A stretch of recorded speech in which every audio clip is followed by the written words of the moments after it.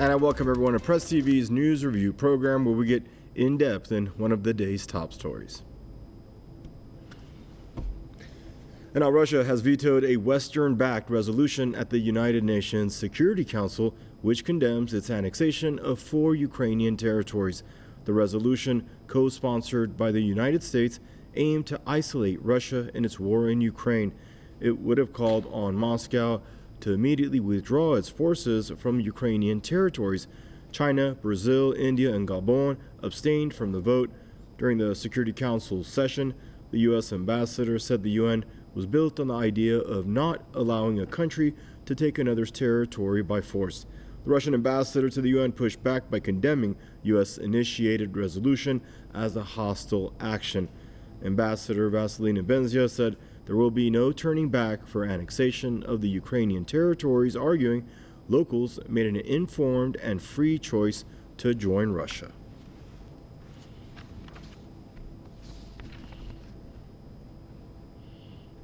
And joining us now for the program is Scott Bennett, political commentator, joining us out of San Francisco, California. Mr. James Jatras, former U.S. Senate foreign policy analyst, joining us from Virginia. Gentlemen, I'd like to welcome you both to the program. Mr. Jatras, we're going to start with you, sir, if we may. Good to have you on. Your thoughts on what this resolution was supposed to accomplish. Obviously, many knew it was going to get basically either vetoed down or shot down by other countries, considering Russia's a world power and carries that veto, so does China. So what was the whole point of it, Mr. Jatras? What was the point the U.S. was trying to make, and to what end? It was political theater, of course. It was simply to have a resolution that would condemn Russia, that Russia would, of course, veto. I think the downside for the American policy is that not only China, which was to be expected, but that India and Brazil would not support the resolution. And of course, Russia doesn't need them to vote on its side. It just needs them not to vote on the American side. So I don't think this is actually a very big plus for Washington in this regard. Right. Really quick, I'm going to welcome Scott. Scott, welcome to the program there, bud. Your initial thoughts on the story, Scott? Well, you know, the independence of Lugansk, Donetsk, Crimea, and eastern Ukraine is simply following the Declaration of Independence that the United States of America made in 1776. The Ukrainian people have held that all men are created equal, that they're endowed by their Creator for life, liberty, and the pursuit of happiness, and they saw their only way of containing and maintaining their lives was to join Russia and escape the clutches of the demoniac Zelensky and his Nazi hordes. So it's fascinating in the hypocrisy and the lies when the U.S. condemns people seeking to preserve their lives and preserve their language and culture and follow traditional family values and marriage between a man and a woman, and not worshiping the environment and a slavish climate change religion.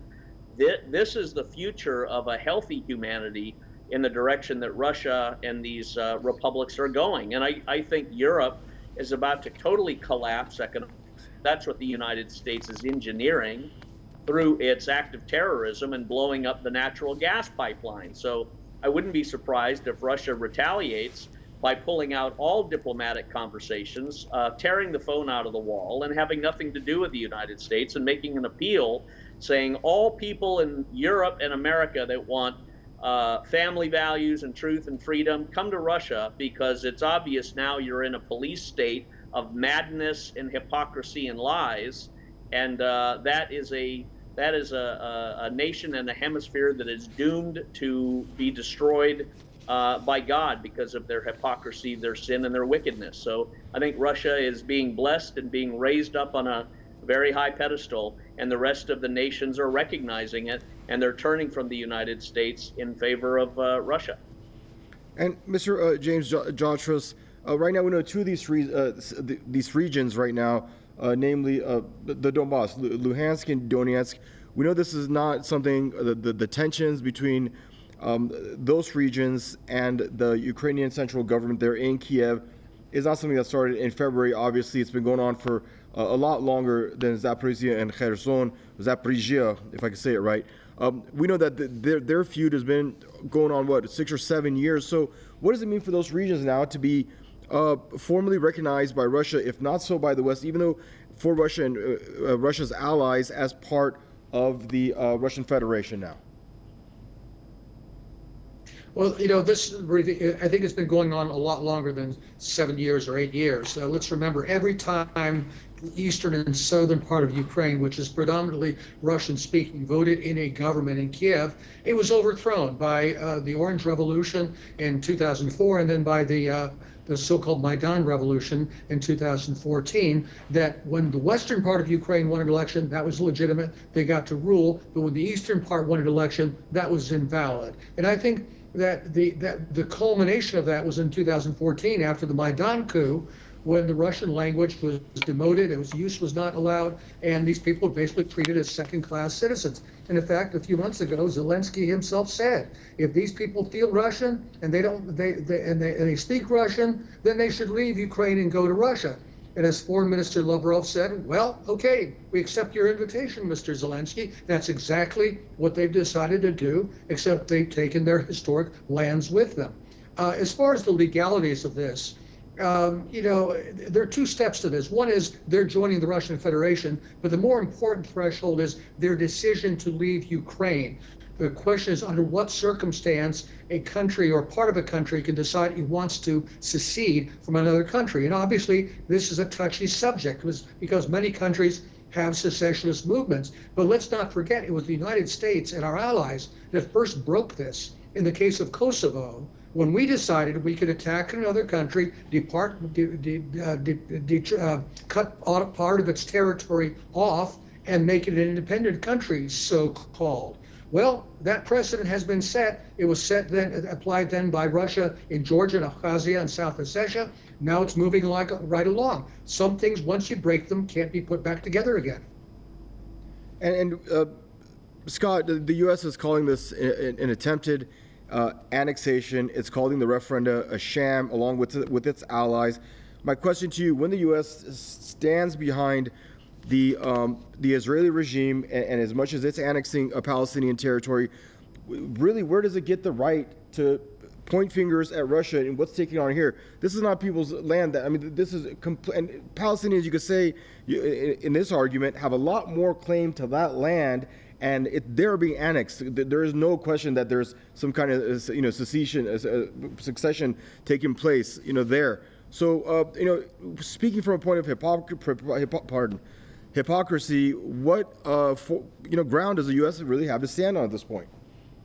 Well, that's the amazing thing. It doesn't have any ground. And in fact, the U.S. saying these abominably stupid and hypocritical things is amazing, because it was precisely these actions that formed the American continent again in 1776.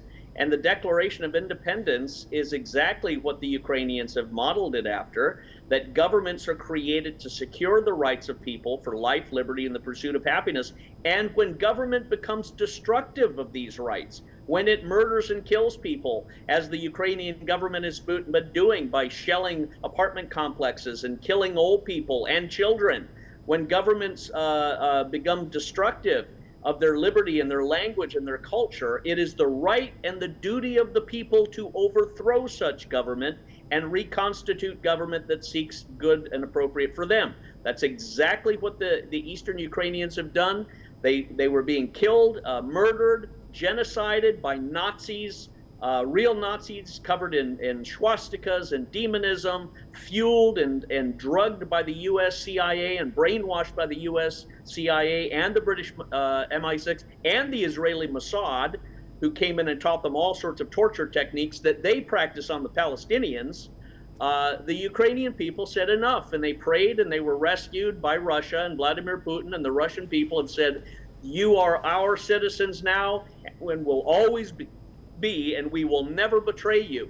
And all one has to do is look at the waving flags and the concerts and the joy and the songs emanating from Moscow and indeed all over Russia about welcoming back these peoples that have been Russian for over 1,000 years. You know very clearly this is a blessing from God. This is a beginning of a new epoch. This is a political paradigm shift, and I wouldn't be surprised if states in America begin to declare their independence from the tyrannical Nazi regime of Joe Biden, and other European states declare their independence from the Nazi regime of Ursula von der Leyen at the European Union. So this is a major domino effect that I think is going to ripple throughout Europe.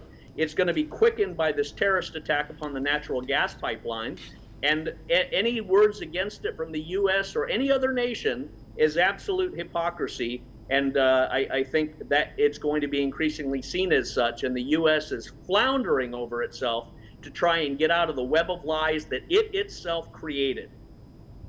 And final thoughts with you, Mr. James Jatras. Did we just witness Ukraine getting a little bit smaller today, or do you think there's anything the central government to do? Because the Russians are saying that these people were Russian, they're going to be Russian forever now. They're official Russian citizens as of today on. Do you see that anything changing that outcome or outlook?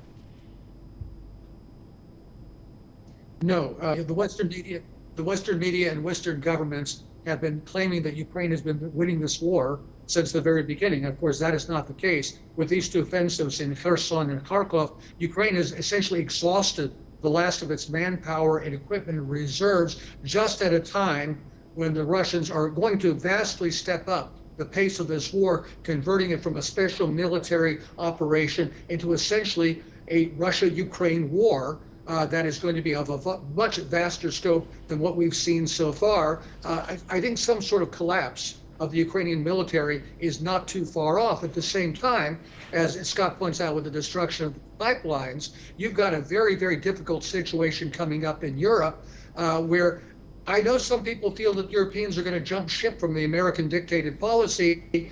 I think that remains to be seen. The leadership class in Europe is so corrupt and so controlled from Washington, it's hard to see how they get any kind of patriotic leadership that will look out for their interests of their own country rather than being fall guys for America's policy. That Washington is willing to fight militarily to the last Ukrainian inside Ukraine and economically to the last European inside Europe. At some point, something's got to give. And we don't know what that is yet, but something's got to give at some point. Thank you, Mr. Jatras. And Scott, I'm gonna let you get your final thought in there, Scott. And if you could also answer this: do you think we're going to see any more referenda if this war continues to become protracted longer? Do you think we'll see more referenda in more parts of Ukraine joining Russia? Yeah, you will see more parts joining Russia.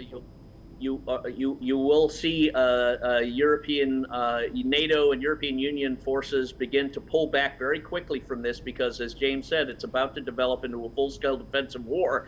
And you do see the first changes in the election of the new Italian prime minister, who is a more conservative, family values, right-wing sort of lady. That's happening in Sweden too. That's going to replicate throughout all of the European governments, I assume, and you could have violent revolution as well in these European governments because the people have never been in favor of this war that NATO and America and the European Union have waged against Russia. They've never been in favor of the Klaus Schwab anti-family policies or the climate change worship, making everybody eat bugs and dress in Berlin.